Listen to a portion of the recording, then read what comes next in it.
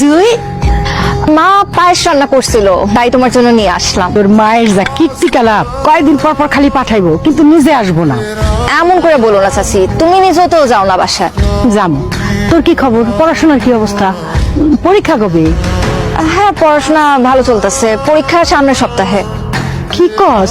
সামনের সপ্তাহে পরীক্ষা, আর তুই আজকে আমার ঘরে? আমি কি আর আসতে চাইছি চাচি? মা পায়েস রান্না করে বললো যে চাচির বাসায় দিয়ে আয়।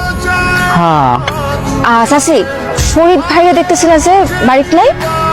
আর কইস না, কালকে ইন্টারভিউ দিতে গেছিল, ছাতাটা হারায় ফেলছে।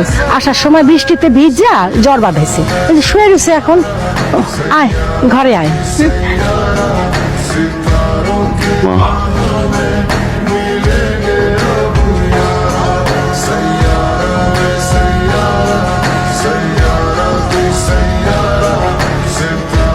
ঘুমাইছো?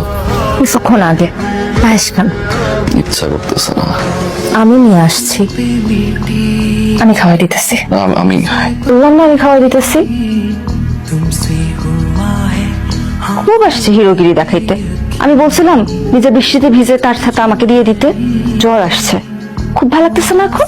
এত রাতে আসতে গেছো কেন? আমার ইচ্ছা। আপনার কোনো সমস্যা? খেয়াল রাখতে গেলে দোষ। খুব আসছে আমার খেয়াল রাখতে। আমি আপনাকে বলছি আমার খেয়াল রাখতে। কিছু বলতে পারে না, আবার খুব বড় করে খেয়াল রাখতে। শোনেন, যেদিন নিজের থেকে বলতে পারতেন সেদিন এসব খেয়াল রাখার কথা বললেন। আজকে আমি আসি। সত্যি না যাও? আপনি আসবেন না? উঠেন, আমাকে গেট পর্যন্ত আগায় দিবেন। খুব বহিস একটা।